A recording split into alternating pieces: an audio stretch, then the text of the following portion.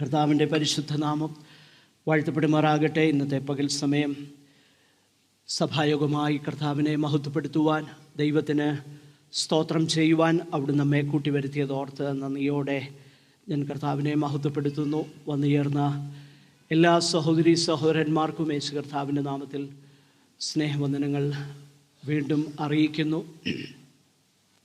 നമുക്ക് പ്രാരംഭമായിട്ട് ആ സോങ് പ്രൊജക്ഷൻ്റെയൊക്കെ അല്പം ടെക്നിക്കൽ ബുദ്ധിമുട്ടുകൾ ഉണ്ടായിരുന്നു. എങ്കിലും സന്തോഷത്തോടെ കർത്താവിൻ്റെ പരിശുദ്ധാത്മാവിനാൽ നിറയപ്പെട്ടവരായി ദൈവത്തെ മഹത്വപ്പെടുത്തുവാൻ, കർത്താവിന് സ്തോത്രം ചെയ്യുവാൻ അവിടുന്ന് നമ്മെ സഹായിക്കുന്നതോർത്ത് ഞാൻ ദൈവത്തിന് സ്തോത്രം ചെയ്യുന്നു. കർത്താവ് നമ്മെ സഹായിക്കുമാറാകട്ടെ.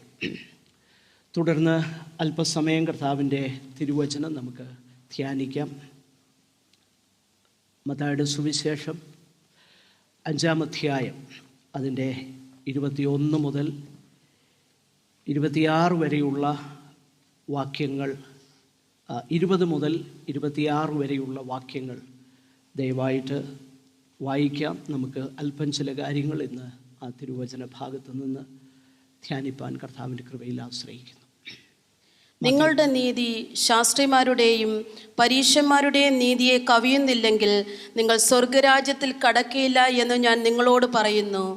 കൊല ചെയ്യരുത് എന്നും ആരെങ്കിലും കൊല ചെയ്താൽ ന്യായവിധിക്ക് യോഗ്യനാകുമെന്നും പൂർവന്മാരോട് അരുളി ചെയ്തത് നിങ്ങൾ കേട്ടിട്ടുണ്ടല്ലോ. ഞാനോ നിങ്ങളോട് പറയുന്നത്, സഹോദരനോട് കോപിക്കുന്നവനെല്ലാം ന്യായവിധിക്ക് യോഗ്യനാകും. സഹോദരനോട് നിസ്സാര എന്ന് പറഞ്ഞാലോ ന്യായാധിപ സഭയുടെ മുൻപിൽ നിൽക്കേണ്ടി വരും.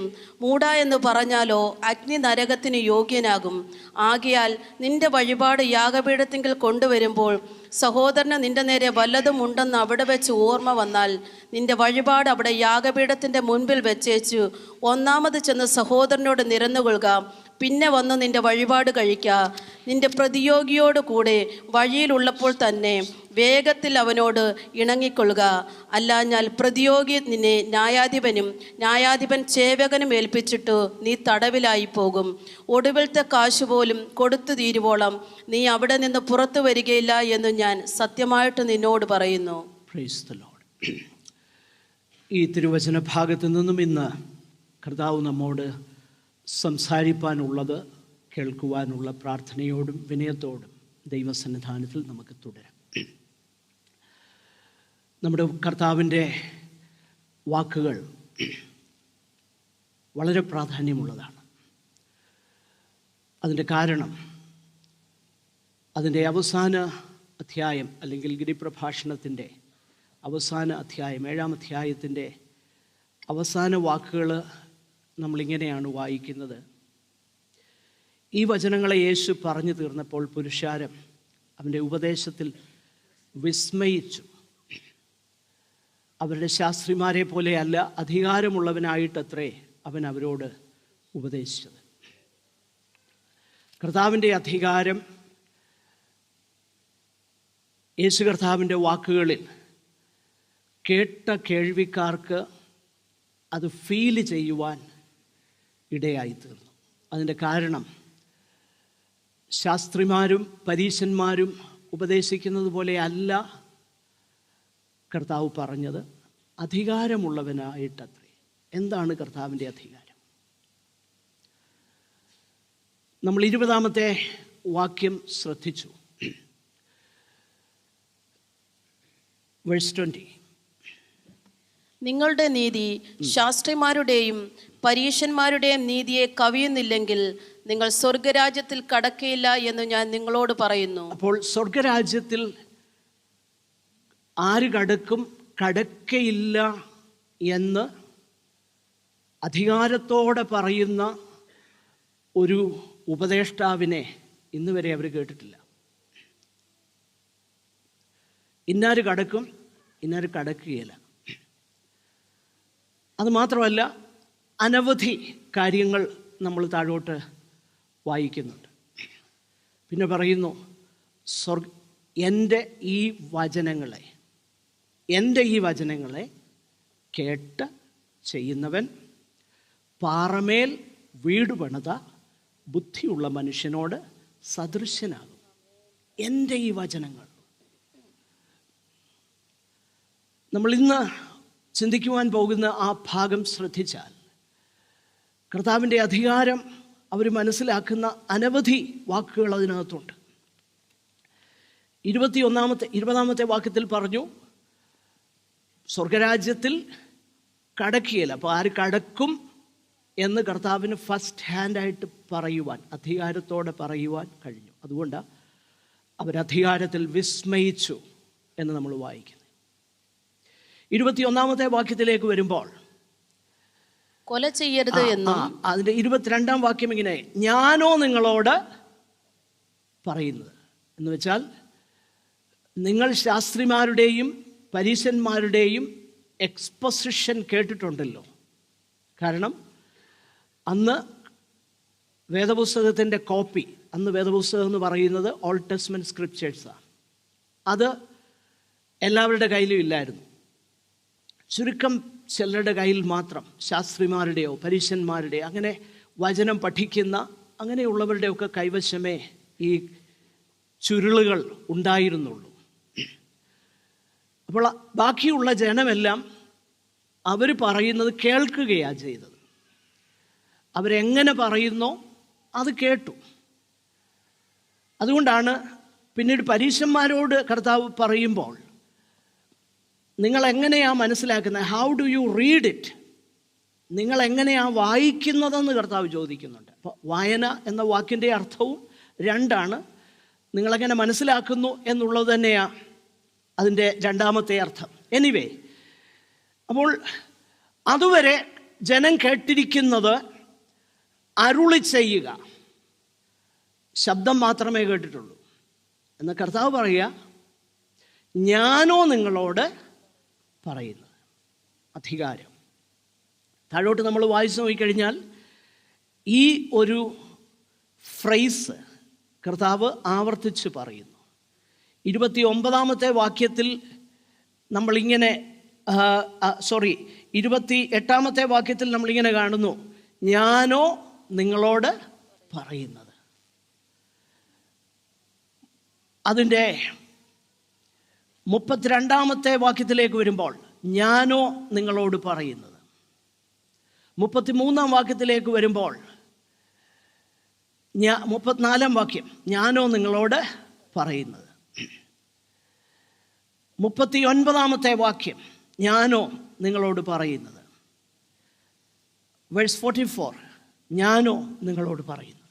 അപ്പോൾ ആവർത്തിച്ച് കർത്താവ് പറയുകയാണ്, but I say unto you. No wonder the common man understood that Jesus' words have an authority and power which we haven't heard from the scribes or Pharisees.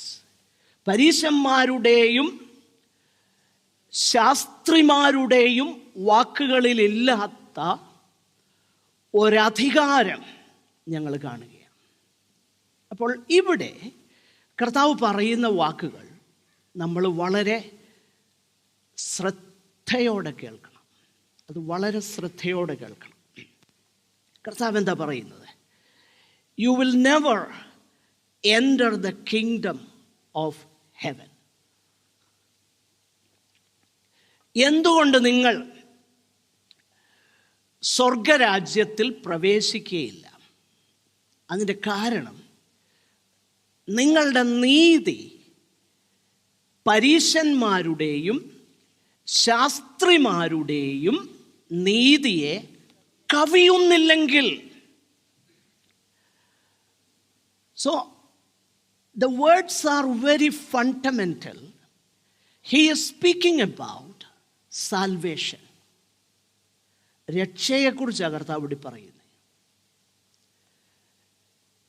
ഈ വാക്കുകൾ കർത്താവ് പറയുമ്പോൾ അവർ മനസ്സിലാക്കി, അതായത് this righteousness about which Jesus is speaking about is the difference between heaven or hell. യേശു കർത്താവ് ഈ പറയുന്ന വാക്കുകൾ, അല്ലെങ്കിൽ ഈ നീതി എന്ന് പറയുന്നത് സ്വർഗമോ നരകമോ എന്നുള്ളത് നിർണയിക്കപ്പെടുന്ന നീതിയാണ്.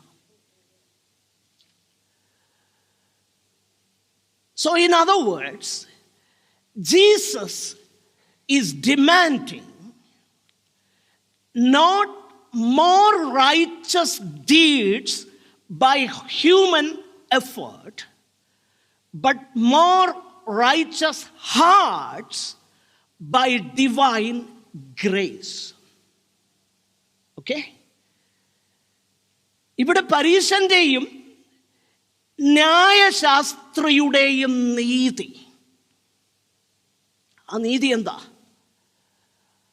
ഒരു ചെറിയ ഉദാഹരണം നമുക്ക് വേദപുസ്തകത്തിൽ നിന്ന് കാണാം. എന്നിട്ട് നമ്മളിന്ന് ഈ വേദഭാഗം മുഴുവൻ ചിന്തിക്കുകയില്ല, അല്പം ചില കാര്യങ്ങൾ നമ്മൾ തുടർന്ന് ചിന്തിക്കും. മത്തായിയുടെ സുവിശേഷം 23 അധ്യായത്തിലേക്ക് നമുക്കൊന്ന് വരാം. ചാപ്റ്റർ 23.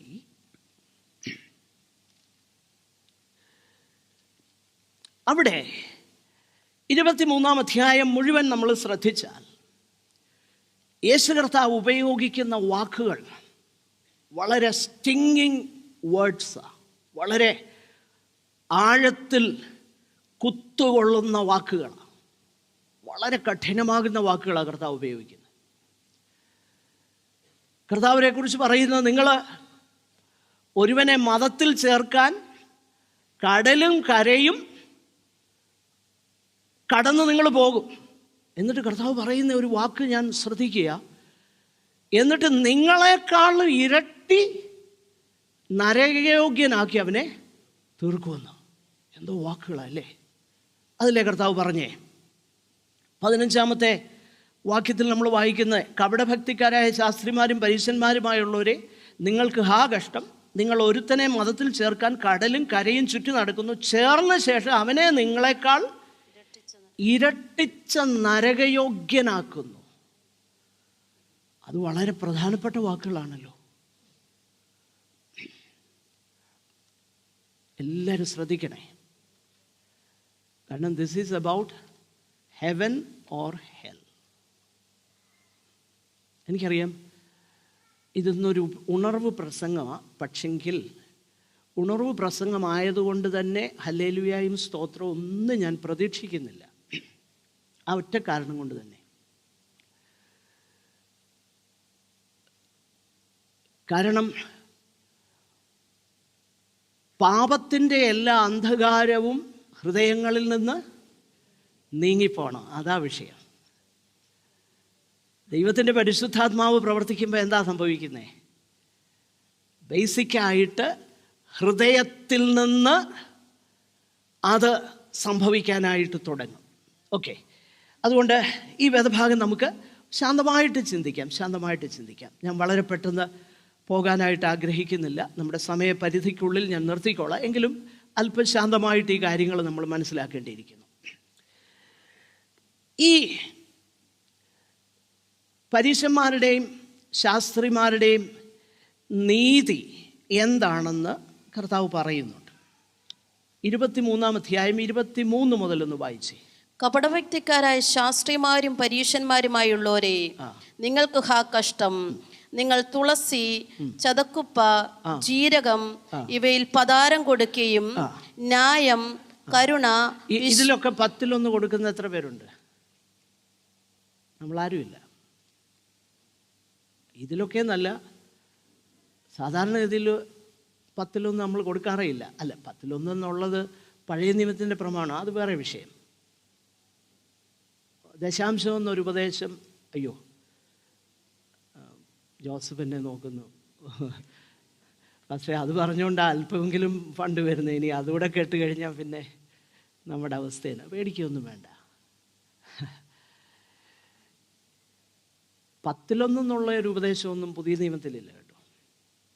പിന്നെ അതങ്ങനെ പറഞ്ഞെന്നറിയോ, അങ്ങനെയും പറഞ്ഞ് എന്തേലും കൊടുക്കട്ടെന്ന് പറഞ്ഞു. ഇനിയും അതിന് തർക്കമുണ്ട്, എന്നോട് തർക്കിക്കാൻ വരണ്ട, ഞാൻ വചനത്തിൽ നിന്ന് നിങ്ങൾക്ക് വേണേൽ പിന്നീട് തെളിയിച്ചു തരാം. 10 ഒരു ഉപദേശം വേദപുസ്തകത്തിൽ പുതിയ നിയമത്തിലില്ല, പഴയ നിയമത്തിലാണുള്ളത്. 10. പിന്നെ പുതിയ നിയമത്തിൽ ആകെപ്പാടെ ഉള്ള ഒരു കാര്യം വചനം അത് പറഞ്ഞാൽ പ്രശ്നമാകും.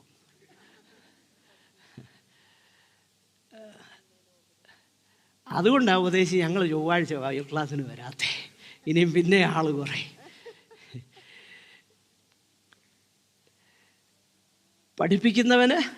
പഠിക്കുന്നവർ എല്ലാ നന്മയിലും ഓഹരി കൊടുക്കണമെന്ന്. ഓഹരി എന്ന് പറഞ്ഞാൽ 10-1 കൂടുതലാണോ കുറവാണോ?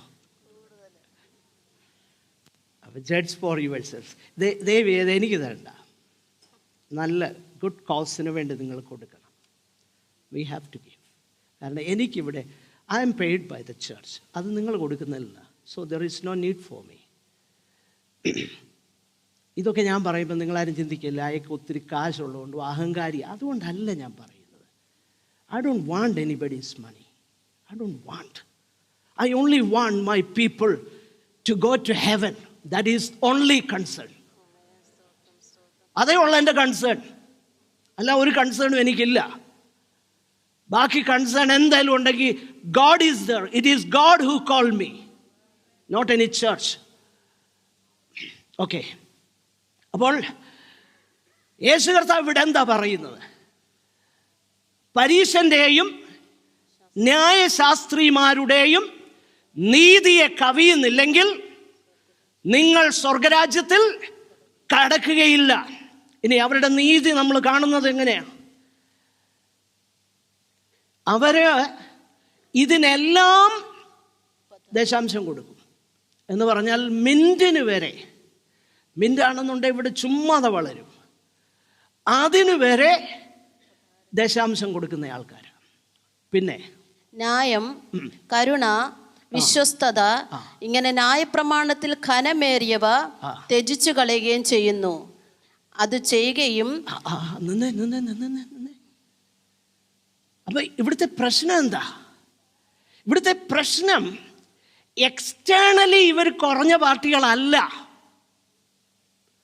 നമ്മളെക്കാളൊക്കെ they far exceeds than all of us.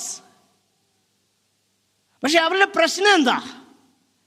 ന്യായം, കരുണ, വിശ്വസ്തത, ഇങ്ങനെ ന്യായപ്രമാണത്തിൽ. യേശു കർത്താവ് പറഞ്ഞ വാക്കുകൾ നമ്മൾ ശ്രദ്ധിക്കണം. യേശു കർത്താവ് നമ്മൾ ഇപ്പോൾ വായിക്കുന്ന മത്തായി 5:20 തൊട്ട് മുകളിൽ പറഞ്ഞ ഒരു കാര്യമുണ്ട്. ഞാൻ ന്യായപ്രമാണത്തെയോ പ്രവാചകന്മാരെയോ നീക്കാനല്ല വന്നത്, പിന്നെന്തിനാ ഞാൻ വന്നേ? നിവർത്തിപ്പാനാണ് വന്നത്. അപ്പോൾ സത്യത്തിൽ ന്യായപ്രമാണം എന്താണെന്ന് കർത്താവ് പറയുക, അത് നീങ്ങുന്നില്ല, നിവർത്തിക്കപ്പെടുന്നേ ഉള്ളൂ. കാരണം ന്യായപ്രമാണം നീക്കപ്പെടാൻ പറ്റുകയില്ല. ഓഫ് കോഴ്സ് ചില വാക്യങ്ങളുണ്ട്, അതിൻ്റെ കോണ്ടെക്സ്റ്റ് വേറെയാണ്. എനിവേ കർത്താവിൻ്റെ വാക്കുകളിലേക്ക് നമുക്ക് വരാമല്ലോ. ന്യായപ്രമാണത്തെ ഞാൻ നീക്കുന്നില്ല, ഞാൻ നിവർത്തിക്കുകയാണ്. എന്താണ് ന്യായപ്രമാണത്തിൻ്റെ നിവൃത്തി? ന്യായപ്രമാണത്തിൻ്റെ നിവൃത്തി, it is not simply external, and that doesn't mean externals are not important. Okay? ന്യായപ്രമാണത്തിൻ്റെ നീതി എന്നുള്ളത് പുറമേയുള്ള ചില ആചാര അനുഷ്ഠാനങ്ങളല്ല, പിന്നെയോ അകമേയുള്ള നീതിയാ. അതിൻ്റെ അർത്ഥം പുറമേ ഉള്ളത് പ്രാധാന്യമില്ലെന്നല്ല. അതല്ലേ കർത്താവ് പറയുന്നേ? വായിച്ചോ ആ ഭാഗം. ന്യായം, കരുണ, വിശ്വസ്തത, ഇങ്ങനെ ന്യായപ്രമാണത്തിൽ ഘനമേറിയവ ത്യജിച്ചു കളയുകയും ചെയ്യുന്നു. അത് ചെയ്യുകയും ഇത് ത്യജിക്കാതിരിക്കുകയും വേണം. അപ്പൊ ഇത് രണ്ടും വേണം, ഒന്നൊന്നിന് പകരമാകുന്നില്ല. ചിലർ പറയാറുണ്ട് എൻ്റെ ഹൃദയം ദൈവം കാണുന്നുണ്ടല്ലോ. പക്ഷെ പ്രശ്നം എന്നാണെന്നറിയാമോ? ഹൃദയം നിറഞ്ഞ് കവിയുന്നതാണ് വാ സംസാരിക്കുന്നത്. അപ്പോൾ അതും ഇമ്പോർട്ടൻ്റാ കേട്ടോ. രണ്ടും ഇമ്പോർട്ടൻ്റാ, ഒരുപോലെ ഇമ്പോർട്ടൻ്റാ. ഇനി അടുത്ത് വായിച്ചു.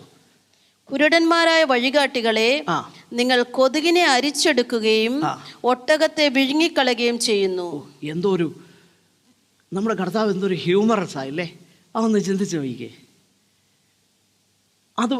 അത് കേട്ട് കഴിഞ്ഞപ്പോൾ ആ ജനം എന്തോ ചിന്തിച്ചു കാണും. ഒട്ടകത്തെ വിഴുങ്ങുന്നു. ഒന്ന് സങ്കല്പിച്ച് നോക്ക്. കൊതുകിനെ എന്ത് ചെയ്യും? അരിച്ചെടുക്കും. ഓക്കെ, അടുത്തത് വായിച്ചു. കപടഭക്തിക്കാരായ ശാസ്ത്രിമാരും പരീശന്മാരുമായുള്ളവരെ, നിങ്ങൾക്ക് ഹാ കഷ്ടം. നിങ്ങൾ കിണ്ടിക്കിണ്ണങ്ങളുടെ പുറം വെടിപ്പാക്കുന്നു, അകത്തോ കവർച്ചയും അതിക്രമവും നിറഞ്ഞിരിക്കുന്നു. കുരുടനായ പരീശനെ, കിണ്ടിക്കിണ്ണങ്ങളുടെ പുറം വെടിപ്പാക്കേണ്ടതിന് മുമ്പേ അവയുടെ അകം വെടിപ്പാക്കുക. അപ്പൊ കിണ്ടിക്കിണ്ണങ്ങളുടെ പുറം വെടിപ്പാക്കുന്നത് നല്ലത് തന്നെ, ക്ലെൻലിനെസ് നല്ല കാര്യം തന്നെ. പക്ഷെ അതിനു മുമ്പ് എന്താ സംഭവിക്കേണ്ടത്?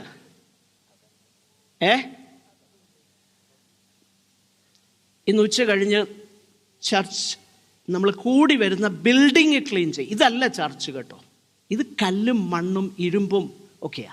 This is not the church. ഇതല്ല ചർച്ച്. ചർച്ച് എന്ന് പറയുന്ന നമ്മളാ church. We are the church. ഇനി നമുക്കിതില്ലെങ്കിലും നമ്മളൊരു ഒരു എന്താ പറയുന്നേ, ഒരു പൊതുസ്ഥലത്ത് ഒരു പാർക്കിലാ കൂടി വരുന്നെങ്കിൽ അതാ ചർച്ച്. കഴിഞ്ഞ ദിവസം ഛത്തീസ്ഗഡിൽ ദൈവമക്കൾ കൂടി വരുന്ന സ്ഥലം അവർ വന്ന് നിരോധിച്ചപ്പോൾ അവരെല്ലാം കൂടെ പോലീസ് സ്റ്റേഷന് മുന്നേ ഇരുന്ന് പാട്ട് പാടുന്നത് ഞാൻ കണ്ടു. ഓക്കെ, അത് ഏത് നിലയിലാണ് അവർ ചെയ്ത് അത് രണ്ടാമത്തെ കാര്യം. പക്ഷെങ്കിൽ അവിടെ ആണേലും അതാണ് ചർച്ച്. ഓക്കെ, അപ്പോൾ നമ്മുടെ വിഷയം എന്നാ? ബിൽഡിങ് ക്ലീൻ ചെയ്യുന്ന നല്ലത് തന്നെ. പിന്നെ ജോസഫ് ചിന്തിക്കുക, ആകെപ്പാടെ വരുന്ന 4, 3, 7 പേരാ ക്ലീൻ ചെയ്യാൻ പറഞ്ഞു കഴിഞ്ഞാൽ. ഇതൂടെ പറഞ്ഞാൽ പിന്നെ എത്ര പേര് വരും ആർക്കറിയാം. ഓക്കെ, ഇത് ഇമ്പോർട്ടൻ്റാ, ഇതൊക്കെ ക്ലീൻ ചെയ്യണം. പക്ഷേ അതിനു മുമ്പേ ഒരു ക്ലീനിങ് നടക്കണം. എവിടെ ആ ക്ലീനിങ് നടക്കണ്ടേ? വായിച്ചു. കപടഭക്തിക്കാരായ ശാസ്ത്രിമാരും പരീശന്മാരുമായുള്ളവരെ, നിങ്ങൾക്ക് ഹാ കഷ്ടം. വെള്ള തേച്ച ശവക്കല്ലറകളോട് നിങ്ങൾ ഒത്തിരിക്കുന്നു. കുരുടന്മാരായ 26-ാം വാക്യം. കുരുടന്മാരായ പരീശനെ, കിണ്ടിക്കിണ്ണങ്ങളുടെ പുറം വെടിപ്പാക്കേണ്ടതിന് മുമ്പേ അവയുടെ അകം വെടിപ്പാക്കുക. പുറം വെടിപ്പാക്കുന്നതിന് മുമ്പേ. പുറം വെടിപ്പാക്കുന്നത് നല്ലത് തന്നെ. പക്ഷെ ആദ്യം വെടിപ്പാക്കേണ്ടത് എവിടാ? അകം. ഇതായിരുന്നു അവരുടെ പ്രശ്നം. പക്ഷെ ഇവിടുത്തെ പ്രശ്നം എന്നാണെന്നറിയാമോ? ഈ പുറം വെടിപ്പാക്കാൻ എളുപ്പമാണ്, അകം വെടിപ്പാക്കാൻ ബുദ്ധിമുട്ടാണ്. പിന്നെ അകം വെടിപ്പല്ലെങ്കിൽ എപ്പോഴെങ്കിലും ഇത് പുറത്തു വരും. അത് ചിലപ്പോൾ ഏതെങ്കിലും രീതിയിലായിരിക്കും. അതൊരുത്തനെ കത്തിയെടുത്ത് കൊന്നുകൊണ്ടായിരിക്കുകയില്ല. പക്ഷെ ഏതെങ്കിലും ഒക്കെ നിലയിൽ അകം വെടിപ്പല്ലെങ്കിൽ അത് പുറത്തോട്ട് വരും. അതുകൊണ്ടാണ് ദൈവത്തിൻ്റെ വചനം നമ്മളെ വാൺ ചെയ്യുന്ന കാര്യങ്ങളൊന്നും നമ്മളത് ചെറിയ കാര്യമായിട്ട് എടുക്കരുത്. യാക്കോബ് അപ്പോസ്തലൻ പറയുന്നത് ഇങ്ങനെയാണ്: ഒരുവൻ തൻ്റെ നാവിന് കടിഞ്ഞാണിടാതെ താൻ ഭക്തനെന്ന് നിരൂപിച്ചാൽ അവൻ്റെ ഭക്തി എന്താകുന്നു? വ്യർത്ഥമാകുന്നു. വ്യർത്ഥം. അപ്പോൾ what comes out of us is an indicator. It indicates what is really inside. ഞാൻ ഇനി പറയാൻ പോകുന്ന ഉദാഹരണം എനിക്കറിയാം, നിങ്ങൾ പിന്നീട് പറയും. ജോൺ ഉപദേശി എന്നും അയക്കൊരു ഉദാഹരണം ഉണ്ടായിരുന്നു, ഇതുണ്ടായിരുന്നു, നിങ്ങൾ ഓർത്തിരിക്കും. സാരമില്ല. പണ്ട് കാലത്തൊക്കെ പനിയൊക്കെ വരുമ്പോൾ ഡോക്ടറെ അടുത്ത് ചെല്ലുമ്പം അദ്ദേഹം ആദ്യം പറയും, കണ്ണൊക്കെ ഇങ്ങനെ പിടിച്ച് ലൈറ്റ് അടിച്ച് നോക്കും. പിന്നെ പറയും നാക്കൊന്ന് നീട്ടാൻ പറയും. നാക്ക് നീട്ടാൻ പറയും. നാക്ക് നീട്ടുമ്പം അകത്തെ പ്രശ്നത്തിൻ്റെ ചില ഇൻഡിക്കേഷൻസ് അതെങ്ങനെയാണെന്ന് എനിക്കറിയത്തില്ല, അവർക്കറിയായിരുന്നു. പക്ഷെ അറ്റ്ലീസ്റ്റ് അവർക്കറിയായിരുന്നു. സോ ഇത് തന്നെയാണ് സത്യത്തിൽ യാക്കോബ് പറയുന്നത്. ഒരുവന് നാക്കിന് കടിഞ്ഞാണില്ല, പക്ഷെ അവൻ ഭയങ്കര ഭക്തനുമാണ്. അങ്ങനെ നാവിന് കടിഞ്ഞാണിടാതെ അവൻ ഭക്തനാണെന്ന് അവനങ്ങ് കരുതുകയാ. അതിനകത്തെ പ്രശ്നം അവൻ തന്നെ വഞ്ചിക്കുക മാത്രമല്ല, അവൻ്റെ ഭക്തി വ്യർത്ഥമാണ്.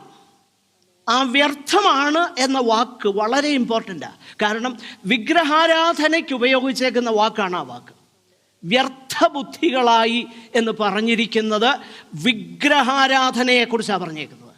So if I do not have control over my tongue, I am as good as an idol worshipper in God's sight.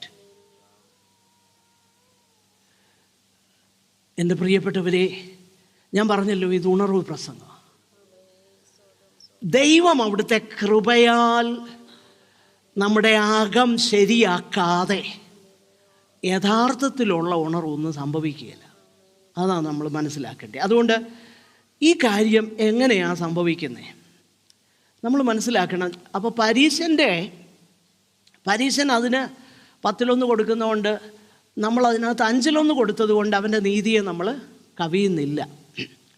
ഇവിടുത്തെ പ്രശ്നം ദൈവവചനം നമ്മൾ വായിച്ച് നോക്കിക്കഴിഞ്ഞാൽ ഇത് ആ ക്വാണ്ടിറ്റിയുടെ പ്രശ്നമല്ല, അളവിൻ്റെ പ്രശ്നമല്ല, പിന്നെ അതിൻ്റെ ക്വാളിറ്റിയാ വിഷയം. ക്വാളിറ്റി, ഗുണത്തിൻ്റെ വിഷയമാണ് ഇവിടെ. അതുകൊണ്ടാണ് കർത്താവ് പറയുന്നത്, നിങ്ങളുടെ നീതി ശാസ്ത്രിമാരുടെയും പരീശൻ്റെയും നീതിയെ കവിയുന്നില്ലെങ്കിൽ നിങ്ങൾ കടക്കില്ല. ഇതേ കാര്യമല്ലേ യേശു കർത്താവ് നിക്കോദിമോസിനോട് പറയുന്നത്? യോഹന്നാൻ്റെ സുവിശേഷം 3-ാം അധ്യായത്തിൽ നിക്കോദിമോസിനോട് ഇത് തന്നെയാണ് പറയുന്നത്. അതായത് നീ പുതുതായിട്ട് ജനിച്ചില്ലെങ്കിൽ നീ ദൈവരാജ്യത്തിൽ കടക്കയില്ല. ഇവിടെ കർത്താവ് പറയുന്നു നീ സ്വർഗരാജ്യത്തിൽ കടക്കയില്ല. ഇത് രണ്ടാന്നൊക്കെ പറയുന്നവരുണ്ട്, പക്ഷേ രണ്ടൊന്നുമല്ല, ഒറ്റ കാര്യമാണ്. സ്വർഗരാജ്യവും ദൈവരാജ്യവും ഒന്ന് തന്നെ. അതിന് തർക്കമുണ്ടെങ്കിൽ തർക്കിക്കേണ്ട, ഞാൻ തെളിയിച്ചു തരാം. തർക്കത്തിന് ഞാനില്ല. ഓക്കെ, അപ്പോൾ സ്വർഗരാജ്യം ദൈവരാജ്യം ഇത് രണ്ടും ഒന്ന് തന്നെയാണ്. അവിടെ യേശു കർത്താവ് പറയുന്നൊരു കാര്യമുണ്ട്. ഇതെങ്ങനെയാണ് സംഭവിക്കുന്നത്? കർത്താവ് പറഞ്ഞു, അതിന് നീ വെള്ളത്താലും ജനിക്കണം, ആത്മാവിനാലും ജനിക്കണം. അപ്പോൾ നീ ജനിക്കണമെന്നുള്ളതാ വിഷയം. ജനിക്കുക, ആ ജനിക്കുന്നതിൻ്റെ പ്രോസസ്സാണ് വെള്ളത്താലും ആത്മാവിനാലും. ഒറ്റ കാര്യമാണ് കേട്ടോ. വെള്ളത്താലുള്ള ജനനം ഒന്നും ആത്മാവിനാലുള്ള ജനനം മറ്റൊന്നുമല്ല, രണ്ടും ഒന്ന് തന്നെയാണ്. എന്തുകൊണ്ടാണ് ഞാനത് പറയുന്നത്? അതിന് ഉത്തരം അവിടെ തന്നെയുണ്ട്. അപ്പോൾ ഈ പരീശൻ ചോദിക്കുന്നുണ്ട്, നിക്കോദിമോസ് ചോദിക്കുന്നുണ്ട്, അയ്യോ അതെങ്ങനെയാണ് സംഭവിക്കുന്നത്? എനിക്ക് അമ്മയുടെ ഉദരത്തിൽ ഇനിയും വൃദ്ധനായ ശേഷം പ്രവേശിക്കാനായിട്ട് കഴിയുമോ? ഉടനെ കർത്താവിൻ്റെ ഉത്തരം നിങ്ങൾ ശ്രദ്ധിച്ചിട്ടുണ്ടോ? യേശു കർത്താവിൻ്റെ ഉത്തരം, നീ യഹൂദന്മാരുടെ, ഇസ്രയേലിൻ്റെ ഉപദേഷ്ടാവായിരുന്നിട്ടും ഇത് നിനക്ക് അറിയുന്നില്ലയോ? ആ വാക്യം ഒന്ന് വായിച്ചേ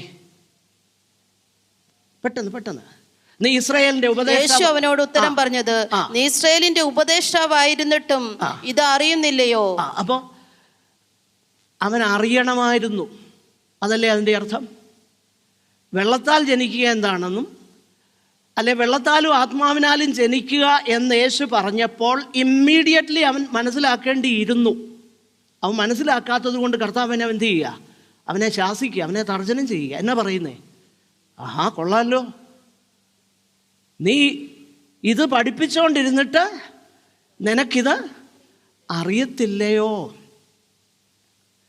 അപ്പം ഇതെവിടെ പറഞ്ഞിട്ടുണ്ട്? ഇസ്രായേലിന് കൊടുത്ത പ്രമാണത്തിൽ പറഞ്ഞിട്ടുണ്ട്. അതല്ലേ അതിൻ്റെ അർത്ഥം? അങ്ങനെയെങ്കിൽ ഇസ്രായേലിന് ഉപദേശിക്കുന്ന ഈ ഉപദേഷ്ടാവ് ഇത് മനസ്സിലാക്കേണ്ടിയിരുന്നത് തിരുവഴുത്തിൽ നിന്നാണ്. എവിടെയാണ് ആ വചനമുള്ളത്? ഒന്ന് വായിച്ചോളൂ. യെഹെസ്കേൽ പ്രവചനം 36-ാം അധ്യായം 24 മുതൽ 28 വരെയുള്ള വാക്യങ്ങൾ വായിക്കാം. അതിൻ്റെ ശേഷം യെരമ്യാ പ്രവചനം 31-ന്റെ 31 മുതൽ 34 വരെയുള്ള വാക്യങ്ങൾ. ഈ വാക്യങ്ങളൊക്കെ ഞാൻ തോന്നിയതുപോലെ എടുത്ത് പറയുകയല്ല, ഇത് അതാണെന്ന് പറയുകയല്ല.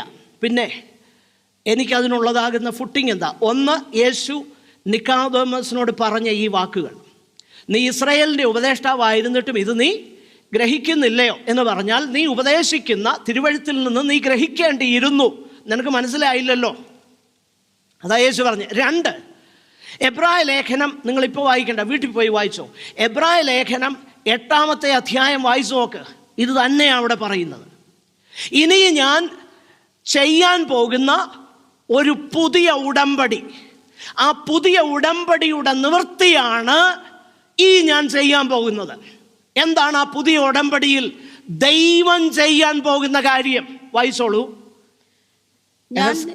ഞാൻ നിങ്ങളെ ജാതികളുടെ ഇടയിൽ നിന്ന് കൂട്ടി സകല ദേശങ്ങളിൽ നിന്ന് നിങ്ങളെ ശേഖരിച്ച് സ്വന്തം ദേശത്തേക്ക് വരുത്തും. ഞാൻ നിങ്ങളുടെ ബൈ ദ വേ, ഇതൊക്കെ നിവൃത്തിയായ പ്രവചനങ്ങളാണ് കേട്ടോ. ഇത് യുഗാന്ത്യ പ്രവചനമല്ല, ഒരർത്ഥത്തിൽ യുഗാന്ത്യ പ്രവചനമാണ്. പഴയ ആ പഴയ ഉടമ്പടിയിൽ നിലവ് നിൽക്കുമ്പം ആ യുഗാന്ത്യമെന്ന് പറയുന്നത് പുതിയ ഉടമ്പടിയാണ്, പുതിയ ഉടമ്പടി. അതുകൊണ്ടാണ് അന്ത്യകാലത്ത് ഞാൻ സകല ജഡത്തിന്മേലും എൻ്റെ ആത്മാവിനെ പകരുമെന്ന് പറയുന്നത് എന്നാ തുടങ്ങിയത്?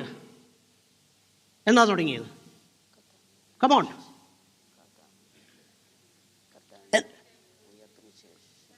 പെന്തക്കോസ്ത് നാളിൽ അന്നാ തുടങ്ങിയത്. എന്ന് പറഞ്ഞാൽ കർത്താവിൻ്റെ ഒന്നാമത്തെ വരവിനും രണ്ടാം വരവിനും ഇടയിലുള്ള മുഴുവൻ കാലഘട്ടത്തെയുമാണ് എന്ത് പറയുന്നത്? അന്ത്യകാലം. അപ്പോൾ ആ അർത്ഥത്തിൽ അതൊരു യുഗാന്ത്യ പ്രവചനം തന്നെയാണ്, എസ്കറ്റോളജിക്കൽ പ്രൊഫസി. അത് എന്താണ് ആ എസ്കറ്റോളജിക്കൽ പ്രൊഫസി? ഞാൻ നിങ്ങളുമായിട്ടൊരു ഉടമ്പടി ചെയ്യാൻ പോകാം. എന്താണ് ആ ഉടമ്പടി? വായിച്ചോ. ഞാൻ നിങ്ങളുടെ മേൽ നിർമ്മല ജലം തളിക്കും, നിങ്ങൾ നിർമ്മലരായി തീരും. ഞാൻ നിങ്ങളുടെ സകല മലിനതയെയും സകല വിഗ്രഹങ്ങളെയും നീക്കി നിങ്ങളെ നിർമ്മലീകരിക്കും. നോക്കുക, ആ വാക്യം ഒന്നുകൂടെ ഒന്ന് ഡിസ്പ്ലേ ചെയ്തേ. വേഴ്സ് 27. ഞാൻ നിങ്ങളുടെ, അതിൻ്റെ മുകളിലുള്ള വാക്യം, ഞാൻ നിങ്ങൾക്ക് പുതിയൊരു ഹൃദയം തരും. അപ്പം ഞാൻ എന്തോ തരും? ഒരു പുതിയ ഹൃദയം നിങ്ങൾക്ക് തരാൻ പോകാം. നിങ്ങൾ എന്നെ ശ്രദ്ധിക്കണേ, ഇത് വളരെ പ്രധാനപ്പെട്ട ഒരു ഉപദേശമാണ്. അപ്പം പഴയ നിയമകാലത്ത് ദൈവം പറഞ്ഞു പ്രവാചകന്മാരിൽ കൂടെ, ഞാനൊരു പുതിയ ഉടമ്പടി നിങ്ങളോട് ചെയ്യാൻ പോകാം. ആ പുതിയ ഉടമ്പടിയെക്കുറിച്ചാണ് ഈ പ്രവാചകന്മാരെല്ലാം പറഞ്ഞത്. യോവേലും അത് തന്നെയാണ് പറഞ്ഞത്. അത് തന്നെയാണ് യോവേൽ പറഞ്ഞത്. അന്ത്യകാലത്ത് ഞാൻ സകല ജഡത്തിന്മേലും, സകല ജഡം എന്ന് പറയുമ്പോൾ ലോകത്തിലുള്ള എല്ലാവരുടെയും നല്ല അർത്ഥം, നിങ്ങളോട് ഞാൻ വിളിച്ചു ചേർക്കുന്ന, ഞാൻ തിരഞ്ഞെടുക്കുന്ന എൻ്റെ ജനത്തോട് ചെയ്യുന്ന ഉടമ്പടിയാണ്. ഓക്കെ, ആ ഉടമ്പടിയിലെ ഒരു പ്രധാനപ്പെട്ട വിഷയമാണെന്ത്? ഞാൻ നിങ്ങളുടെ മേൽ നിർമ്മല ജലം തളിക്കും. ഇല്ലേ? ആ വാക്യം ഏതാ? 25-ാം വാക്യം. സോ വെള്ളത്താലുള്ള ജനനം എന്താ? മനസ്സിലാകുന്നുണ്ടോ വല്ലോ? കർത്താവ് നിക്കോദെമോസിനോട് പറഞ്ഞു, വെള്ളത്താലും ആത്മാവിനാലും. എന്നിട്ട് ചോദിച്ചു, നീ ഇസ്രായേലിൻ്റെ ഉപദേഷ്ടാവായിരുന്നിട്ട് ഇത് അറിയുന്നില്ലയോ? അപ്പോൾ അത് ഇസ്രായേലിൻ്റെ പ്രമാണത്തിലുള്ള കാര്യമാണ്. അപ്പം ഞാൻ നിങ്ങളുടെ മേൽ നിർമ്മല ജലം തളിക്കും, നിങ്ങൾ നിർമ്മലരായി തീരും. ഞാൻ നിങ്ങളുടെ സകല മലിനതകളെയും സകല വിഗ്രഹങ്ങളെയും നീക്കി നിങ്ങളെ നിർമ്മലീകരിക്കും. ദൈവം ഇത് ചെയ്തോന്ന് ചോദിച്ചാൽ ഇത് ചെയ്തു കേട്ടോ. ഇത് ആ ഒരു ഉണർവാണ് പിന്നീടുണ്ടായത്. എസ്രായുടെ നേതൃത്വത്തിൽ നെഹമ്യാവിൻ്റെ ആ ലീഡർഷിപ്പിൽ പിന്നീട് ഇസ്രായേൽ ദേശത്തേക്ക് കൂടി വന്ന ആ ജനം പിന്നീട് ഒരിക്കലും വിഗ്രഹാരാധികളായി തീർന്നിട്ടില്ല. അതറിയാമോ? അന്നുണ്ടായ ഉണർവിൻ്റെ ഒരു പ്രധാനപ്പെട്ട ലക്ഷണം അത്. അപ്പം ശരിക്കും ഉണർവ് ഉണ്ടായിക്കഴിഞ്ഞാൽ പല വിഗ്രഹങ്ങൾ മാറിപ്പോവും. ശരിക്കും ഉണർവ് ഉണ്ടായാൽ വിഗ്രഹങ്ങൾ പലതും മാറും. പിന്നെ അതിനെ തിരിച്ചെടുത്ത് വെക്കുകയില്ല. പിന്നെ ഹാൻഡിയായിട്ട് പലതും നമ്മൾ എടുത്തു വെക്കുകയില്ല. പലരുടെയും ഉണർവെന്ന് പറയുന്നത് ശൗലിൻ്റെ ഉണർവ് പോലെ. ശൗലിൻ്റെ ഉണർവെന്താ? നീ പോയി അമാലേക്കരെ നിഗ്രഹിക്കാന്ന് പറഞ്ഞു. നിഗ്രഹിച്ചു. ശമൂവേൽ ചോദിച്ചു, എന്താ ഈ കാളയുടെയും പശുവിൻ്റെയും ഒക്കെ ശബ്ദം എന്നാ? ഓ, അത് ചീത്തയാതിനെയൊക്കെ ഞാനങ്ങ് കളഞ്ഞു എന്ന് പറഞ്ഞ് തീരെ കൊള്ളാത്തതിനെയൊക്കെ ഞാനങ്ങ് കളഞ്ഞു. അത് മോശമാണ്. തീരെ കൊള്ളാത്ത പല കാര്യങ്ങളുണ്ടല്ലോ.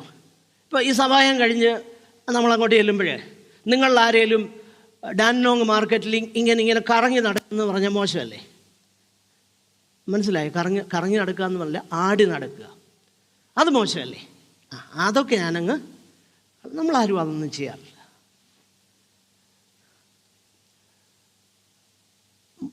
പുകയും വലിക്കാറില്ല. ഓ, അത് മോശം. ലോകക്കാരൂടെ മോശമെന്ന് പറഞ്ഞ കാര്യം നമ്മൾ ചെയ്യും.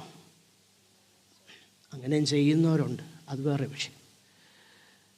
പക്ഷെ അതൊന്നും നമ്മൾ ചെയ്യാറില്ല. പക്ഷെ കോപം വിട്ടോ, ക്രോധം വിട്ടോ, വാഗ്വാദം വിട്ടോ, അസൂയ വിട്ടോ, പക വിട്ടോ, പിണക്കം വിട്ടോ, സ്പർദ്ധ വിട്ടോ. ആ ഉപദേശിയെ ഒന്നും കാണുന്നില്ല, നല്ല കോട്ടല്ലേ, well dressed, civilized, but what is inside? ഞാൻ പറയുന്ന മനസ്സിലാവുന്നുണ്ടോ? ഇതാണ് പ്രശ്നം. അപ്പോൾ കർത്താവ് പറയുക, നിങ്ങളുടെ പ്രശ്നം എന്ന് പറയുന്നത് ഇതാ. അതുകൊണ്ട് ഞാൻ നിങ്ങളുടെ മേൽ നിർമ്മല ജലം തളിക്കും, നിങ്ങൾ നിർമ്മലരായിത്തീരും. ഞാൻ നിങ്ങളുടെ സകല മലിനതകളെയും സകല വിഗ്രഹങ്ങളെയും നീക്കി നിങ്ങളെ അപ്പം നിങ്ങളുടെ മേൽ ജലം തളിക്കും. അടുത്തത്, ഞാൻ നിങ്ങൾക്ക് പുതിയൊരു ഹൃദയം തരും. ഞാൻ നിങ്ങൾക്ക് പുതിയൊരു ഹൃദയം തരും. പുതിയൊരു ആത്മാവിനെ ഞാൻ നിങ്ങളുടെ ഉള്ളിലാക്കും. പുതിയൊരാത്മാവിനെ ഞാൻ നിങ്ങളുടെ ഉള്ളിലാക്കും. കല്ലായുള്ള ഹൃദയം ഞാൻ നിങ്ങളുടെ ജഡത്തിൽ നിന്ന് നീക്കി മാംസമായുള്ള ഹൃദയം നിങ്ങൾക്ക് തരും. ഞാൻ എൻ്റെ ആത്മാവിനെ നിങ്ങളുടെ ഉള്ളിലാക്കി നിങ്ങളെ എൻ്റെ ചട്ടങ്ങളിൽ നടക്കുമാറാക്കും. ഹല്ലേലൂയ. അപ്പൊ ഇവിടുത്തെ വിഷയം എന്താ? ഇറ്റ് ഈസ് നോട്ട്, ഈ നീതി എന്ന് പറയുന്നത് not more righteous deeds by human effort, but more righteous hearts by divine grace. Divine grace, ദൈവത്തിൻ്റെ കൃപയാൽ ഒരു റൈച്ചസ് ഹാർട്ട് എനിക്ക് തരികയാണ്. അതാ യേശു പറയുന്നത്, ഞാൻ ജലം കൊണ്ടും ആത്മാവ് കൊണ്ടും നിങ്ങളെ ജനിപ്പിക്കാൻ പോകാം. അങ്ങനെ ജനിക്കുമ്പോൾ അവിടെ ചില എവിഡൻസസ് ഉണ്ട്. ഓക്കെ, അതാ യേശു കർത്താവ് ഇവിടെ പറയുന്നത്. അതായത് നിങ്ങളുടെ നീതി ശാസ്ത്രിമാരുടെയും പരീശന്മാരുടെയും നീതിയെ കവിയുന്നില്ലെങ്കിൽ നിങ്ങൾ സ്വർഗരാജ്യത്തിൽ കടക്കയില്ല. അപ്പോൾ അത് ഇമ്പോസിബിളാണ്. പക്ഷെങ്കിൽ ആ ഇമ്പോസിബിളായിട്ടുള്ള കാര്യം ദൈവം തൻ്റെ കൃപയാൽ ഒരു വ്യക്തിയിൽ ചെയ്യുമ്പോൾ എന്ത് സംഭവിക്കും? ഓക്കെ, ആ evidences, what are the evidences of exceeding righteousness? Okay, പരീശന്റെയും ന്യായശാസ്ത്രിമാരുടെയും നീതിയെ കവിയുന്ന നീതിയുടെ തെളിവെന്ത? ഞാൻ സ്വർഗരാജ്യത്തിൽ പോകും എന്നതിന് എങ്ങനെ ഉറപ്പിക്കാനായിട്ട് കഴിയും? See, there should be and there ought to be some evidences. If there aren't any evidences, you will not, or I will not enter the kingdom of heaven. ഇവിടെ ശാസ്ത്രിമാരുടെയും പരീശന്റെയും നീതിയെ കവിയുന്നതിൻ്റെ ഏറ്റവും കുറഞ്ഞ 6 ഉദാഹരണങ്ങളാണ് കർത്താവ് ഈ അധ്യായത്തിൽ തുടർന്ന് പറയുന്നത്. ഓക്കെ, ഒരു ഡിസൈപ്പിളിൻ്റെ സവിശേഷത എന്നാണെന്നറിയാം? അവൻ നീതിക്കായിട്ട് വിശന്ന് ദാഹിക്കുന്നവനാണ്. അവൻ എപ്പോഴും വിശന്ന് ദാഹിക്കുന്നവനാണ്. അത് പുറമേ ഉള്ള നീതിയോ പരീശൻ്റെ നീതിയോ അല്ല. അതിനേക്കാൾ ഉപരി ഒരു ഡിസൈപ്പിളിൻ്റെ സവിശേഷത നമ്മൾ കണ്ടു. ബിയാറ്റിറ്റ്യൂഡ്സിൽ നീതിക്കായി വിശന്ന് ദാഹിക്കുന്നവൻ ഭാഗ്യവാൻ, ബ്ലെസ്സഡ് ആണവൻ. കാരണം അവൻ എന്തോ കിട്ടും? തൃപ്തി കിട്ടും. അപ്പം നീതിക്കായിട്ട് ഞാനും നിങ്ങളും വിശന്ന് ദാഹിക്കുന്നവരാണെങ്കിൽ നമ്മളൊരു ഡിസൈപ്പിളാണ്. ആ ഡിസൈപ്പിൾ ആയിരിക്കുന്നത് കൊണ്ടാണ് ഞാൻ നീതിക്കായിട്ട് വിശന്ന് ദാഹിക്കുന്നത്. ആ നീതി എന്ന് പറയുന്നത് പരീശന്റെയും ശാസ്ത്രിയുടെയും നീതിയെ കവിയുന്ന നീതിയാണ്.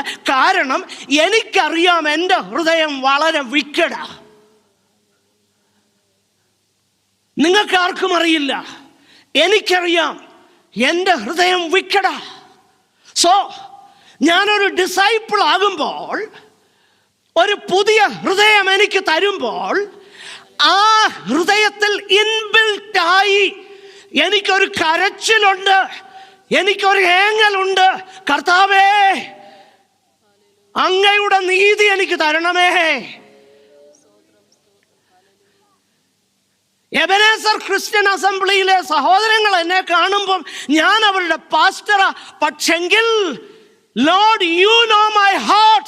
Give me your righteousness. If that is absent, I am no disciple of Christ. ഞാൻ പറയുന്നത് മനസ്സിലാകുന്നുണ്ടോ? പുറമേ എനിക്ക് സിവിലൈസ്ഡ് ആയിട്ട് നന്നായിട്ട് ബിഹേവ് ചെയ്യാൻ പറ്റും, പക്ഷെ അതല്ല വിഷയം. ഹൃദയങ്ങളെ കർത്താവ് നോക്കുമ്പോൾ എൻ്റെ നീതി കേവലം പരീശന്റെയും ശാസ്ത്രിയുടെയും നീതിയെ കവിയുന്നുണ്ടോ? അതാ വിഷയം. എന്ന് പറഞ്ഞാൽ പുറമേ ഉള്ളത് ഇമ്പോർട്ടൻ്റ് അല്ലെന്നല്ല, അത് ഇമ്പോർട്ടൻ്റ്. യേശു കർത്താവ് അത് തന്നെയല്ലേ പറഞ്ഞത്? അത് നിങ്ങൾ ത്യജിക്കുകയും ചെയ്യരുത്, ഇത് ചെയ്യുകയും വേണം. അപ്പോൾ he is deepening the spirituality of the law. ന്യായപ്രമാണത്തിൻ്റെ ആത്മീകതയെ ഒന്നുകൂടെ ആഴമുള്ളതാക്കുകയാണ് യേശു കർത്താവ് ഇവിടെ. എന്നിട്ട് കർത്താവ് പറയുക, this exceeding righteousness should be evident in our attitudes. Okay, നമ്മുടെ മനോഭാവത്തിൽ ഇത് നിശ്ചയമായിട്ടും കാണണം. എന്നിട്ട് യേശു കർത്താവ് പഴയ നിയമത്തിലെ ഓരോ കൽപ്പനകൾ എടുക്കുകയാണ്. 6ാമത്തെ കൽപ്പനയാണ് ആദ്യം കർത്താവ് ഇലുസ്ട്രേഷനായിട്ട് എടുക്കുന്നത്. So in other words, he was deepening and not destroying the demands of the law. He is deepening the demands of the law. He was not destroying it. അതിനെ അഴിക്കുകയല്ല, അതിൻ്റെ കൃത്യമായ അർത്ഥം നൽകുക. ഒന്നാമത്തെ കാര്യം, it is the prohibition against murder. Yeshu കർത്താവ് പറയുക, കൊലപാതകം. പരീശന്മാരും ശാസ്ത്രിമാരും പറഞ്ഞു, so long as anybody doesn't spill blood, he doesn't commit a murder. എന്നാൽ യേശു ഇവിടെ പറയുന്നത് എന്നറിയാമോ? Murder, it not only includes shedding a blood, it also includes thoughts, words, deeds, anger, insult. So 6ാമത്തെ കൽപ്പനയെന്ന് നമ്മൾ പറയുന്ന കൊല ചെയ്യരുതെന്ന് പ്രമാണം കൊടുത്തതിൻ്റെ യഥാർത്ഥ അർത്ഥം യേശു പറയുകയാണ്. അത് കേവലം ആ പ്രവൃത്തിയിൽ മാത്രം ഒതുങ്ങുന്നതല്ല, പിന്നെ നമ്മുടെ പ്രവൃത്തി, നമ്മുടെ വാക്കുകൾ, നമ്മുടെ ചിന്ത, നമ്മൾ ഇൻസൾട്ട് ചെയ്യുന്നത്, ഇതിനകത്തെല്ലാം ഇത് ഇൻക്ലൂഡഡ്. അതാ യേശു പറഞ്ഞ്, ഞാനോ നിങ്ങളോട് പറയുന്നത്. Angry thoughts, angry words, angry deeds, all these things are in God's sight murder. എനിക്കറിയില്ല ഇത് എത്രത്തോളം നിങ്ങളത് ഉൾക്കൊള്ളുന്നുവെന്ന്. എൻ്റെ പ്രിയപ്പെട്ടവരെ, ഇത് വെറുതെ പറഞ്ഞതല്ല. അതാ ഞാൻ പറഞ്ഞത്, ഹാർട്ട് റൈച്ചസ്നെസ്.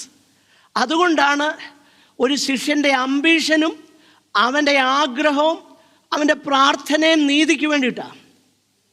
അവൻ്റെ അംബീഷൻ എന്താ? Greatest ambition. പിന്നീട് യേശു കർത്താവ് 6-ാം അധ്യായത്തിലേക്ക് വരും പറയുന്നുണ്ട്, മുന്നമേ അവൻ്റെ രാജ്യവും നീതിയും അന്വേഷിപ്പാൻ. മുന്നമേ അവൻ്റെ രാജ്യവും നീതിയും അന്വേഷിപ്പിൻ. അപ്പം മുന്നമേ അന്വേഷിക്കേണ്ടത് നിത്യതയാണ്. ആ നിത്യതയിലേക്ക് എന്നെ നയിക്കുന്നത് കൃപയാലുള്ള നീതിയാണ്. അത് ഞാൻ അന്വേഷിക്കാൻ തുടങ്ങുമെന്ന്, അതിനുവേണ്ടി ഞാൻ ദാഹിക്കാൻ തുടങ്ങുമെന്ന്, അതിനുവേണ്ടി ഞാൻ വിശക്കാൻ തുടങ്ങുമെന്ന്. പ്രിയപ്പെട്ടവരെ, ആങ്കർ എന്ന് പറയുന്നത്, ഓഫ് കോഴ്സ് ആങ്കർ എന്ന് പറയുമ്പോൾ തന്നെ ചില ഭാഷാന്തരങ്ങളിൽ നമ്മൾ വായിക്കുന്നുണ്ട്, അതായത് ചില ഇംഗ്ലീഷ് ട്രാൻസ്ലേഷൻസിൽ ഇങ്ങനെ പറയുന്നുണ്ട്, he who is angry against his brother without cause, കാരണം കൂടാതെ എന്നും പറയുന്നുണ്ട്. അത് പിന്നീട് എഴുതി ചേർത്തതാണ്. പക്ഷെങ്കിൽ പല മാനുസ്ക്രിപ്റ്റിലും അങ്ങനെയുണ്ട്. എൻ്റെ ഏറ്റവും പഴകിയ മാനുസ്ക്രിപ്റ്റിൽ ഇങ്ങനെയാണ് പറയുന്നത്, കൈയെഴുത്ത് പ്രതികളിൽ. അതവിടെ നിൽക്കട്ടെ. എന്നാൽ ആ പറഞ്ഞ ആ കാര്യത്തിൽ ഒരു കാര്യമുണ്ട്. എന്നാ അതിൻ്റെ കാരണം ദൈവവചനം നമ്മൾ പരിശോധിച്ചാൽ ഈ റൈച്ചസ് ആങ്കർ എന്ന് പറയുന്ന ഒന്നുണ്ട്. അതിൻ്റെ ഏറ്റവും നല്ല ഉദാഹരണം എന്നാണെന്നറിയാമോ? മോശ എന്ന് പറയുന്ന മനുഷ്യനാണ്. അദ്ദേഹത്തിൻ്റെ ആങ്കർ, സത്യത്തിൽ താൻ ദൈവസന്നിധാനത്തിലായിരുന്നപ്പം വിഗ്രഹങ്ങളെ ഉണ്ടാക്കരുതെന്ന് പറയുന്ന കൽപ്പന ഇങ്ങനെ കിട്ടിക്കൊണ്ടിരുന്നപ്പം ഇവിടെ താഴെ എന്നോ നടക്കുക, കാളക്കുട്ടിയെ ഉണ്ടായിക്കൊണ്ടിരിക്കുക. അപ്പോൾ അത് സംഭവിച്ചു കഴിഞ്ഞപ്പോൾ താഴോട്ട് ഇറങ്ങി വന്നപ്പോൾ നമ്മൾ വായിക്കുന്ന മോശ ഭയങ്കരമായിട്ട് കോപിച്ചു. ഈ റൈച്ചസ് ആങ്കറും അൺറൈച്ചസ് ആങ്കറും തമ്മിൽ എങ്ങനെയാണ് തിരിച്ചറിയാൻ പറ്റുന്നത്? നല്ലൊരു ഉദാഹരണം ഞാൻ പറയാം, നല്ലൊരു വ്യക്തമാക്കുന്നൊരു കാര്യം ഞാൻ പറയാം. റൈച്ചസ് ആങ്കറിൻ്റെ സവിശേഷത, റൈച്ചസ് ആങ്കർ എപ്പോഴും I am thinking about the other person. അവൻ്റെ നന്മയെ ആയിരിക്കും ഞാൻ ഉദ്ദേശിക്കുന്നത്, അവനൊരു ദോഷം വരരുതെന്നായിരിക്കും ഞാൻ ഉദ്ദേശിക്കുന്നത്. അതാ നീതിയുള്ള കോപത്തിൻ്റെ ലക്ഷണം. ഇത് തന്നെ യേശു കർത്താവിൽ കാണുന്നുണ്ട്. യേശു കർത്താവ് ആ ദൈവാലയത്തിലേക്ക് വരുമ്പോൾ അവിടെ വിൽക്കുകയും വാങ്ങുകയും ചെയ്യുന്നവരെ പുറത്താക്കുന്നത് നമ്മൾ കാണുന്നുണ്ട്. നോക്കുക, അപ്പോൾ റൈച്ചസ് ആങ്കർ ഉണ്ട്. പക്ഷേങ്കിൽ നമ്മുടെ പ്രശ്നം, നമ്മുടേത് 99.9 അൺറൈച്ചസ് ആങ്കറാണ്. അതാണ് നമ്മുടെ പ്രശ്നം. ഈ ആങ്കറായിരുന്ന അല്ലെ ഈ കോപിഷ്ഠരായിരുന്ന ആരും ഗുണപ്പെട്ടിട്ടില്ല കേട്ടോ. ഗുണപ്പെട്ടിട്ടില്ലെന്ന് പറഞ്ഞാൽ it was never for their good. കോപം നിയന്ത്രിക്കാൻ കഴിയാത്ത ആർക്കും അത് നന്നായി വന്നിട്ടില്ല. ഏറ്റവും നല്ലൊരു ഉദാഹരണം കൂടെ വായിച്ച് ഞാൻ അവസാനിപ്പിക്കാം. ദയവായിട്ട് നിങ്ങൾ ആ ഭാഗം വായിച്ച് അവസാനിപ്പിച്ചിട്ട് നമുക്ക് അടുത്ത ആഴ്ചയിൽ ഈ കാര്യം ചിന്തിക്കാമല്ലോ. ഇനിയും പലരും എന്നോട് പറയാറുണ്ട്, എന്തിനാ ഉപദേശി ഈ തുടർച്ചയായിട്ട് പ്രസംഗിക്കുന്നത്? കഴിഞ്ഞതിൻ്റെ മുമ്പത്തെ ആഴ്ചയിൽ പറഞ്ഞ പോലെ ഇടയ്ക്കൊന്നൊക്കെ ഒന്ന് പറഞ്ഞാൽ പോരെ? നല്ലത്, അങ്ങനെ ചെയ്യാം. പക്ഷേ ഇവിടുത്തെ വലിയൊരു ഗുണമുണ്ട്. എന്നാണെന്നറിയോ? ഇന്നത്തെ വലിയൊരു ഗുണം, ഞാനിത് തുടർച്ചയായിട്ട് പറഞ്ഞാൽ നിങ്ങളാരും പറയുകയില്ല ഉപദേശി ഇന്ന് എനിക്ക് വേണ്ടി കുത്താൻ വേണ്ടി എടുത്ത വാക്യമാണെന്ന്. അതതിൻ്റെ ഏറ്റവും വലിയ ഗുണം. കാരണം ഇത് നമ്മൾ തുടർച്ചയായിട്ട് പറഞ്ഞുകൊണ്ടിരിക്കുക. അല്ലാതെ പെട്ടെന്നൊരു ദിവസം ഇവിടെ ഒരു ഒരസിലൊക്കെ ഉണ്ടായേച്ച് അടുത്ത ആഴ്ച ഞാൻ എടുത്താൽ നിങ്ങളെല്ലാം കൂടെ 2 കൂട്ടരും കൂടെ എന്നെ ക്രൂശിക്കും. അതെനിക്കറിയാം. മനസ്സിലായോ? ഞാൻ തുടർച്ചയായിട്ട് പ്രസംഗിക്കുന്നതിൻ്റെ കാരണം ഇതാ. കാരണം you cannot accuse me of purposely taking a verse out of context. I'm not doing that. I will never ever do that. I will never do that. I will never take a verse to inflict wounds upon somebody. I will never do that. ഞാൻ ഒരിക്കലും അത് ചെയ്യില്ല. അങ്ങനെയെങ്കിൽ മോശ എന്ന് പറയുന്ന ആ മനുഷ്യനെ കുറിച്ചുള്ള ഒരു വാക്യം വായിച്ച് ഞാൻ അവസാനിപ്പിക്കട്ടെ. എനിക്കറിയാം സമയം തീരുന്നു. ഒറ്റ വാക്യം വായിച്ച് 106-ാം സങ്കീർത്തനം, സാം നമ്പർ 106, അതിൻ്റെ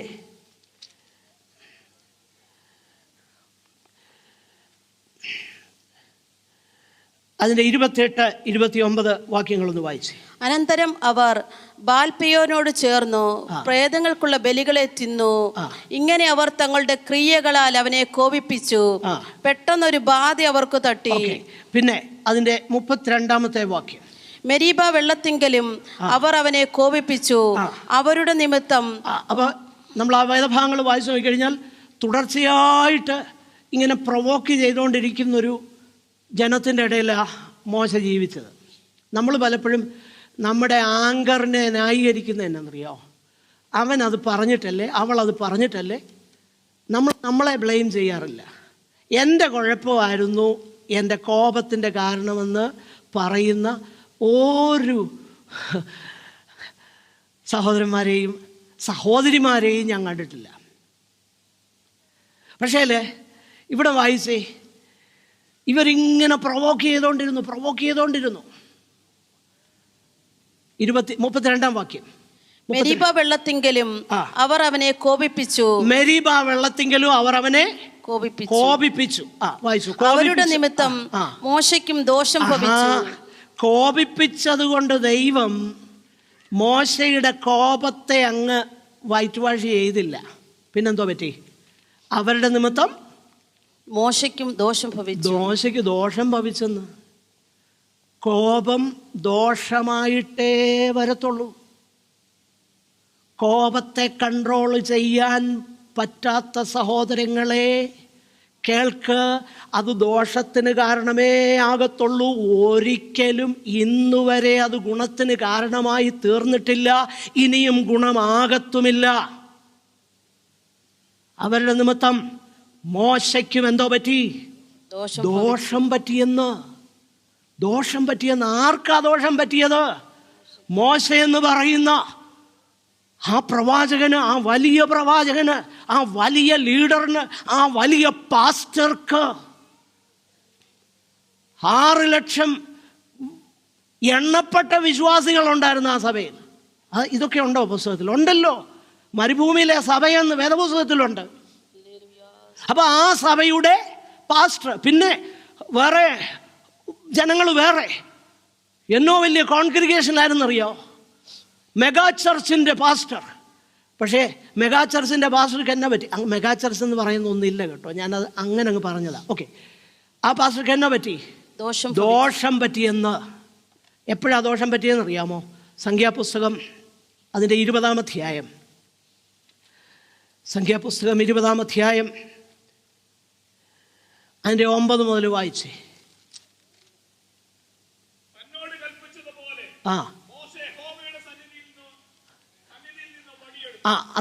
അത്രയും കറക്റ്റാ. കാരണം തന്നോട് കൽപ്പിച്ചു, നീ വടിയെടുത്തോണ്ട് പോയിട്ട് പാറയുടെ മുന്നിൽ ചെന്നിട്ട് എന്തോ ചെയ്യണമെന്നറിയാമോ? അതിനോട് കൽപ്പിക്കാൻ പറഞ്ഞു. ഇത്രയും കാര്യം മോശ ചെയ്തു. എന്നിട്ട് അടുത്തത് എന്താ? ആ ആ അത് കണ്ടോ, സഭ സഭയെ വിളിച്ചു കൂട്ടി. മത്സരികളെ കേൾപ്പീൻ. അടുത്തത്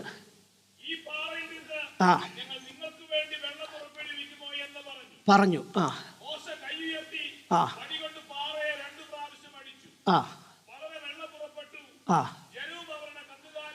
ജനവും കന്നുകാലികളും കുടിച്ചു. പലരും ചിന്തിക്കുന്ന ഈ റിസൾട്ട് നോക്കിയിട്ടാ കേട്ടോ. റിസൾട്ട് ശരിയാണെങ്കിൽ ബാക്കിയും ശരിയാന്ന ചിന്ത. പക്ഷേ അടുത്ത വാക്യം വായിച്ചേ. അടുത്ത പിന്നെ മോശയോട് അഹരോനോടും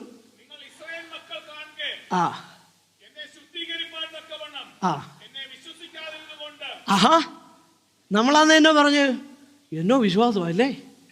അടി അങ്ങോട്ട് എടുത്ത് ഒരടി അങ്ങോട്ട് അടിച്ചപ്പോഴേ പാറയൊക്കെ പൊട്ടി പൊളർന്നു, വെള്ളം വന്നു. എന്നോ വിശ്വാസം, അയ്യോ എന്നോ ഫെയ്ത്തായത്.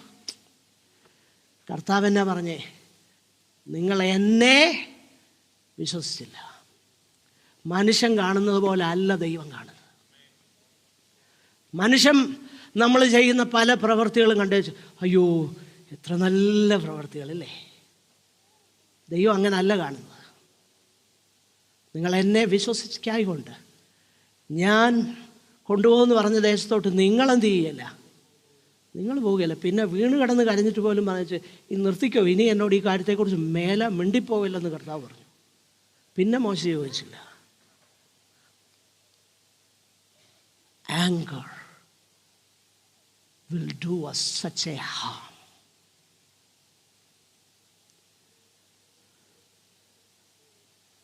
എത്ര കുടുംബങ്ങളിൽ കുടുംബജീവിതത്തിൻ്റെ സന്തോഷം അനുഭവിക്കാത്ത, ദൈവകൃപ അനുഭവിക്കാത്ത എത്ര കുടുംബങ്ങളുണ്ടെന്നറിയാം. ഇവിടെ ഒരുങ്ങി വരുമെന്നേ ഉള്ളൂ ഇങ്ങനെ. അയ്യോ ക്ഷമിക്കണേ, ഇവിടെ നിന്ന് ഞാൻ പറഞ്ഞ നമ്മുടെ സമൂഹത്തിൻ്റെ കാര്യമാണ് പറഞ്ഞത്, നിങ്ങളുടെ കാര്യമല്ല. നിങ്ങൾ ചിന്തിക്കില്ല ഇവിടെ എന്ന് പറഞ്ഞാൽ ഉപദേശിന്ന് എന്നെക്കുറിച്ച്. ഇനി അങ്ങനെ ആർക്കെങ്കിലും തോന്നുന്നെങ്കിൽ, ശരിയായ നിലയിൽ അത് തോന്നുന്നെങ്കിൽ നല്ലതിന് വേണ്ടിയിട്ടാണ്, ശരിയായ നിലയിൽ. കർത്താവ് ഒരു പുതിയ ഹൃദയം തന്നെങ്കിൽ, ആത്മാവിനാലും ജലത്താലും ജനിച്ചെങ്കിൽ എവിഡൻസ് എന്താ? സ്വർഗരാജ്യത്തിൽ പോകുന്നുള്ളതിൻ്റെ എവിഡൻസ് എന്താ? കർത്താവ് പറയുക, ഞാനോ നിങ്ങളോട് പറയുന്നത്. നമ്മുടെ കണ്ണുകളെ അടയ്ക്കാൻ നമുക്ക് പ്രാർത്ഥിക്കാം. ഒരു നിമിഷം വളരെ പെട്ടെന്ന് പ്രാർത്ഥിക്കാം. സഹോദരങ്ങൾ മുൻപോട്ട് കടന്നു വരുമ്പോൾ ദയവായിട്ട് പ്രാർത്ഥിക്കാം. സഹോദരന്മാരിൽ ഒരാൾക്ക് ദയവായിട്ട് ചുരുക്കമായിട്ട് പ്രാർത്ഥിക്കാം. സ്തോത്രം.